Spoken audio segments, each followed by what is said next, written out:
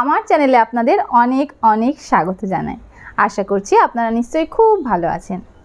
আজকের আলোচনার বিষয়টা শুধুমাত্র মায়েদের জন্য নয়, এটা সবার জন্যই উপকারী হতে পারে, প্রত্যেকটা মহিলার জন্যই উপকারী হবে।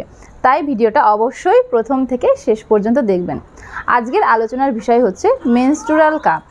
মেনস্ট্রুয়াল কাপটা আসলে কি, কিভাবে ইউজ করব, কেনই বা ইউজ করব, কোথায় পাবো, এই সমগ্র বিষয় নিয়েই আজকের আলোচনা।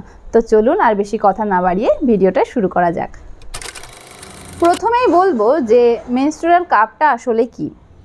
এটা হচ্ছে এমন একটা কাপ যেটা আপনি পিরিয়ডের সময় ব্যবহার করতে পারবেন।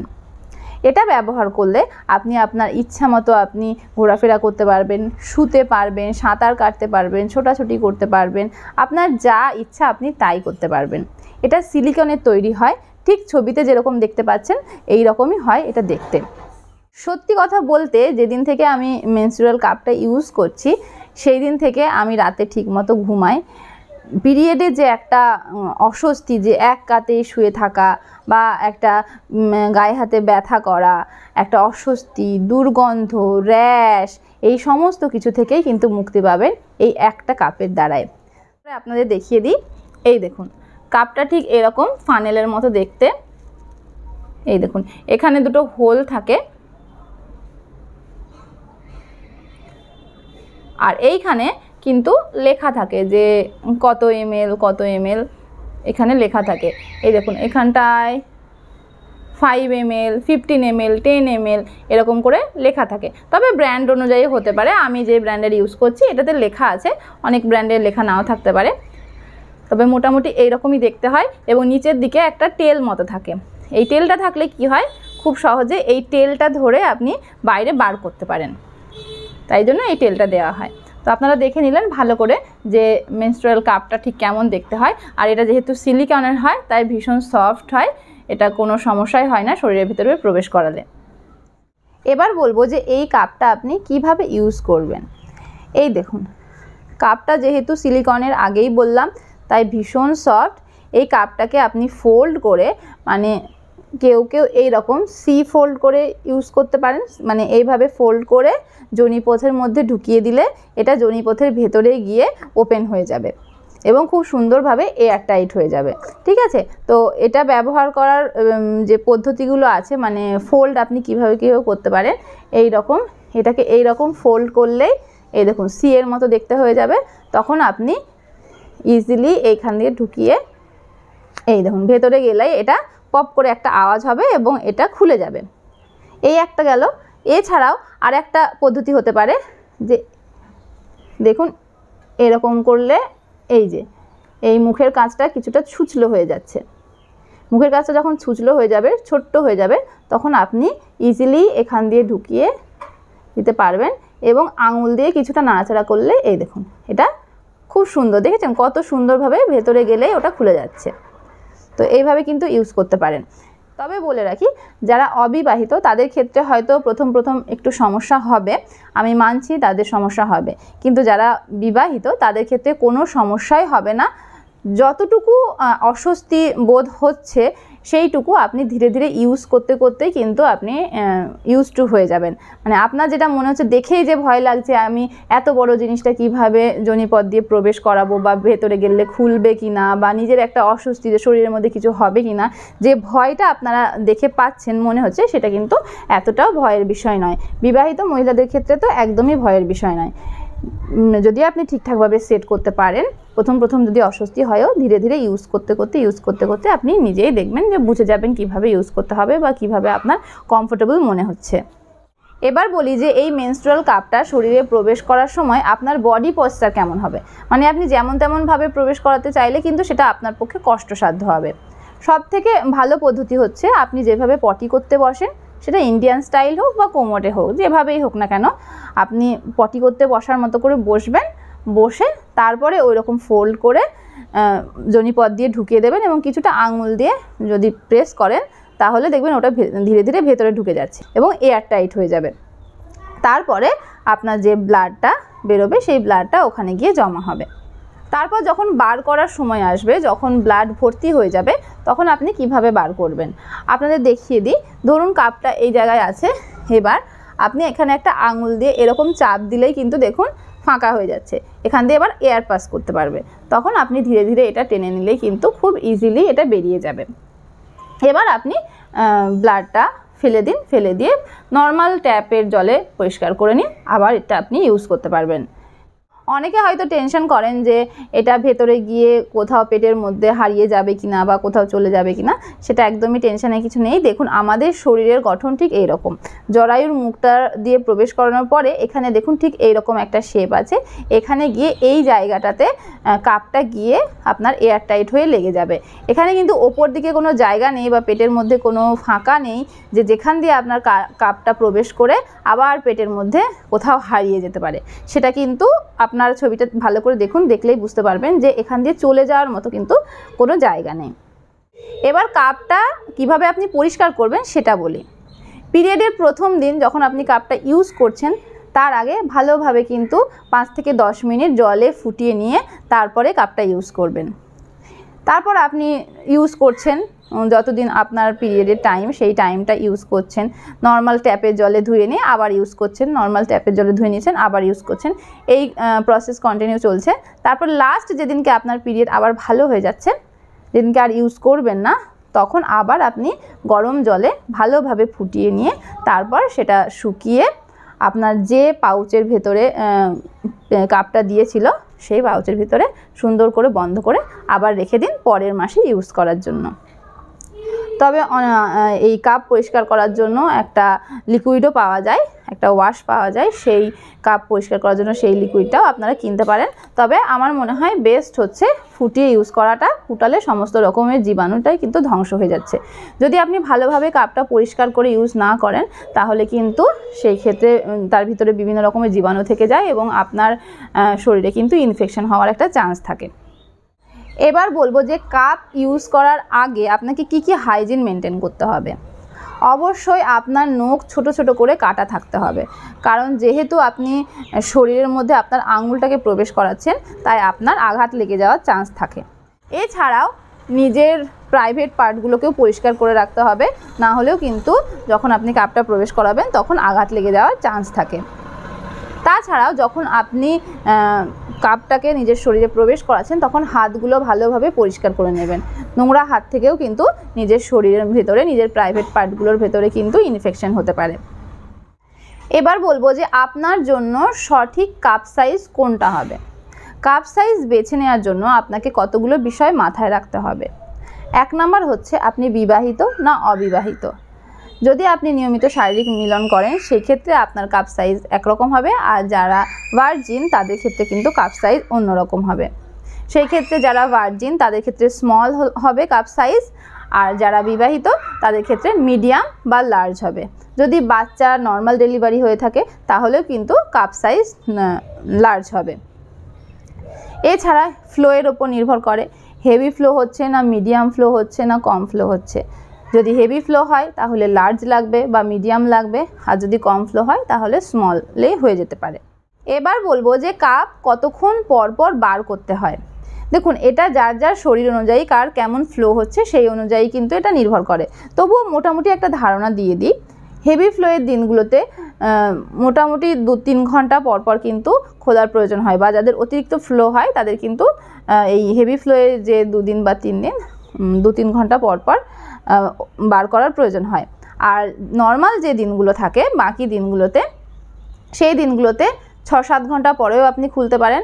আর যখন অল্প হয় সেই দিনগুলোতে তো আপনি 12 ঘন্টা পরও কিন্তু বার করতে পারেন। তো আপনার মোটামুটি আপনি কিছুদিন ইউজ করলেই বুঝে যাবেন যে কোন টাইমটা আপনাকে কখন বার করতে হবে, সেটা কিছুদিন ইউজ করার পরেই আপনি বুঝে যাবেন। এবার বলি যে লিকেজের প্রবলেম হয় কি না। দেখুন যে কোনো জিনিসেই কিন্তু লিকেজের প্রবলেম হবেই, এটা স্বাভাবিক। এটা এমন নয় যে যত খুশি প্রবেশ করে যাবে তবুও ওভারফ্লো হবে না, এটা কোনোদিনই সম্ভব নয়, লিকেজ হবে। তবে কি কি ক্ষেত্রে লিকেজ হয় সেটাই আমি বলবো।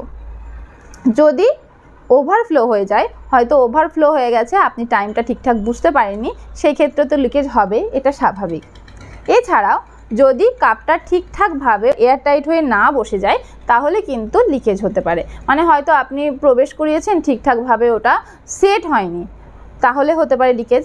এছাড়াও যদি কাপটা ভেতরে গিয়ে ওপেন না হয়, হয়তো আপনি প্রবেশ করেছেন কিন্তু যেরকম ফোল্ড করে প্রবেশ করেছিলেন সেইভাবেই থেকে গেছে, ঠিকঠাকভাবে ওটা ওপেন হতে পারেনি, তাহলেও কিন্তু লিকেজ হতে পারে। তো এই কারণগুলোর জন্য লিকেজ হয়।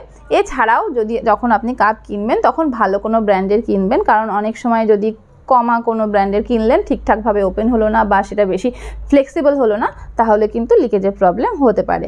এছাড়াও যদি আপনি সঠিক সাইজ চুজ করতে না পারেন, হয়তো আপনার মিডিয়াম সাইজ লাগবে কিন্তু আপনি স্মল কিনে নিলেন, বা আপনার লার্জ লাগবে আপনি মিডিয়াম কিনে নিলেন, সেক্ষেত্রেও কিন্তু লিকেজ হতে পারে। যদি আপনি সঠিক সাইজ চুজ করতে পারেন, বডিতে ঠিকঠাকভাবে সেট করতে পারেন এবং সঠিক টাইমে যদি বার করতে পারেন, তাহলে কিন্তু আপনার লিকেজের কোনো ভয়ই থাকবে না। এবার বলবো যে মেনস্ট্রুয়াল কাপের সুবিধাগুলো কি কি।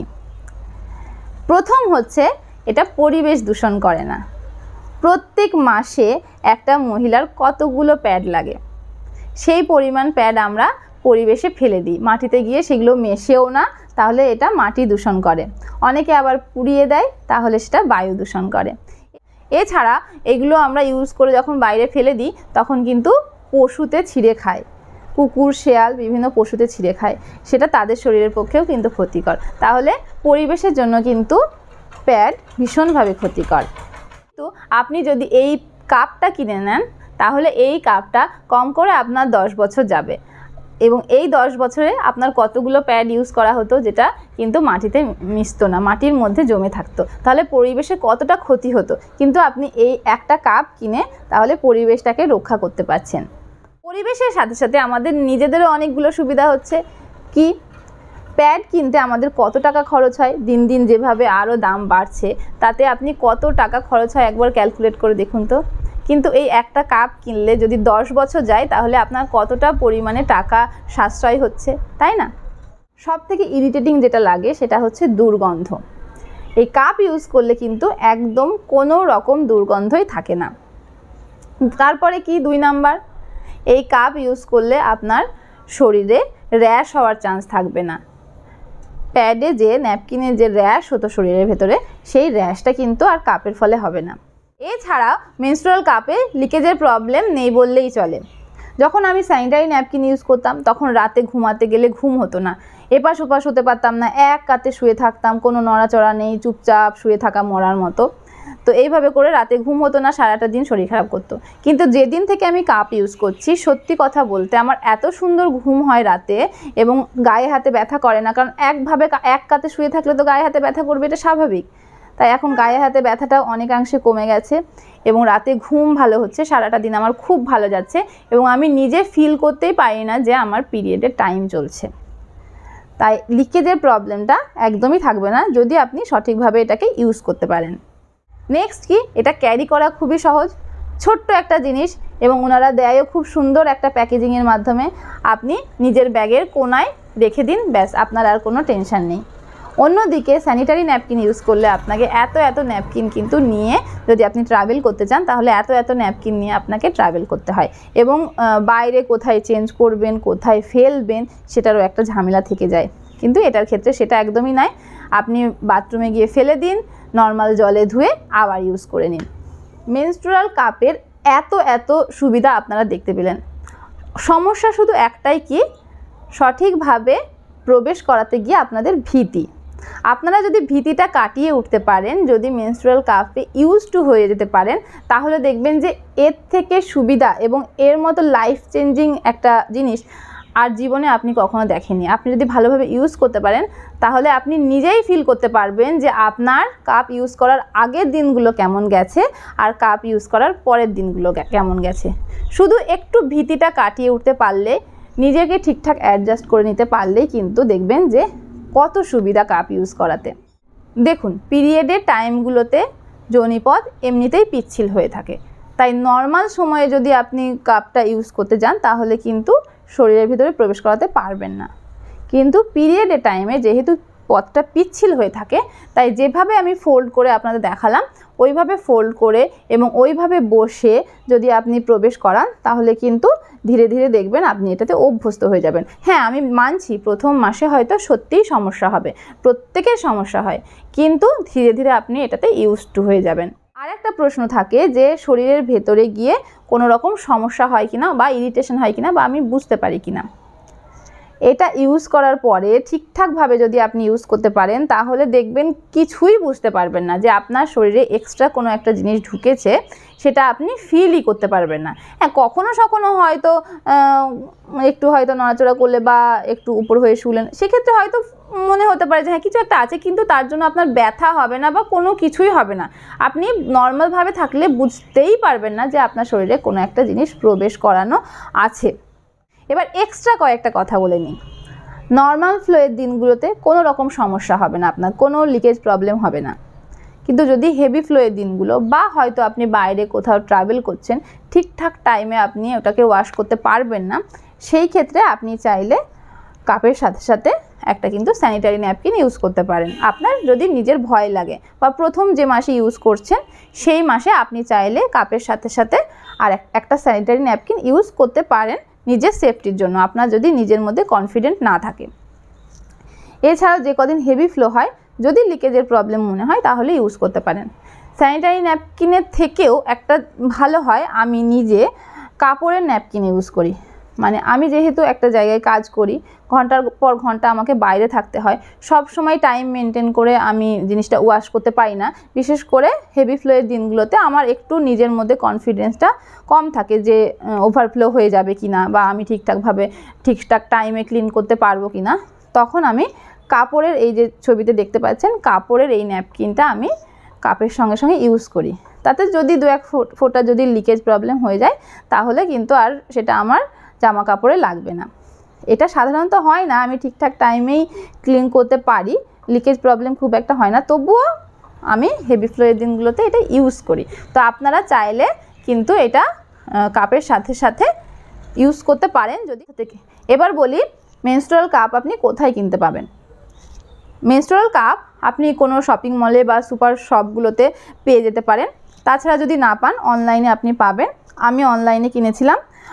এর দাম মোটামুটি 400, 450 থেকে শুরু করে 1000, 1200, যেমন যে ব্র্যান্ডের নেবেন, যেমন দামের নেবেন, সব রকমই কিন্তু আপনি পেয়ে যাবেন। তবে একটু দামি নেওয়া ভালো, কারণ আপনি যদি দামি নেন বা একটু রিভিউ দেখে ভালো করে, সবাই যেগুলো ভালো বলছে একটু ভালো করে রিভিউ পড়ে যদি আপনি কেনেন, যদি একটু দামি দেখে কেনেন তাহলে কিন্তু সফট হয়। মানে যেগুলো একটু বেশি দামি একটু ভালো সেগুলো সফট হয়, আর যেগুলো একটু হয়তো কম দামি সেগুলো একটু হার্ড হয়। তো যত সফট হবে সেটা আপনার শরীরের জন্য ভালো। যদি একবার একটু দাম দিয়ে কিনে নেন, কিন্তু আপনার কতগুলো পয়সা তো এমনিতেই বেঁচে যাচ্ছে, তাই না? একটু দাম দিয়ে কিনলে এমন কিছু সমস্যা হবে না। সব শেষে আবার একবার বলবো, মেনস্ট্রুয়াল কাপ শুধু পরিবেশের জন্য নয়, আমাদের শরীরের জন্য কিন্তু খুবই ভালো। প্রথম হয়তো সমস্যা হতে পারে, যদি সেই সমস্যাটাকে, সেই ভয়টাকে আমরা কাটিয়ে উঠতে পারি, ভালো কিছু পাওয়ার জন্য একটু তো কষ্ট আমাদের করতে হবে, তাই না? সেই ভয়টা যদি আমরা কাটিয়ে উঠতে পারি, যদি আমরা এই মেনস্ট্রুয়াল কাপে অভ্যস্ত হয়ে যেতে পারি, তাহলে কিন্তু এটা আমাদের জন্য ভীষণ উপকারী, ভীষণ লাইফ চেঞ্জিং। আপনি নিজেই ইউজ করে বুঝতে পারবেন এবং আমাকে অবশ্যই কমেন্টে জানাবেন যে আপনার কেমন মনে হচ্ছে। ভয় পাবেন না, সাহস রাখুন, ইউজ করে একবার দেখুন, নিশ্চয়ই উপকার পাবেন। ভালো থাকবেন, সুস্থ থাকবেন। ভিডিওটা যদি ভালো লেগে থাকে তাহলে অবশ্যই একটা লাইক করবেন এবং নিজের কাছের মানুষদের কাছে শেয়ার করবেন, যাতে তারাও এই বিষয়ে ইনফরমেশন পেতে পারেন। এবং মা এবং বাচ্চা সংক্রান্ত এই ধরনের আরও ছোট বড় ইনফরমেশন পেতে চাইলে মামাস জার্নি ইউটিউব চ্যানেলটিকে সাবস্ক্রাইব করবেন। ভালো থাকবেন, সুস্থ থাকবেন, দেখা হবে অন্য কোনো ভিডিওতে। আর হ্যাঁ, আপনার মূল্যবান মতামতগুলো দেওয়ার জন্য অবশ্যই আমাকে কমেন্ট করবেন।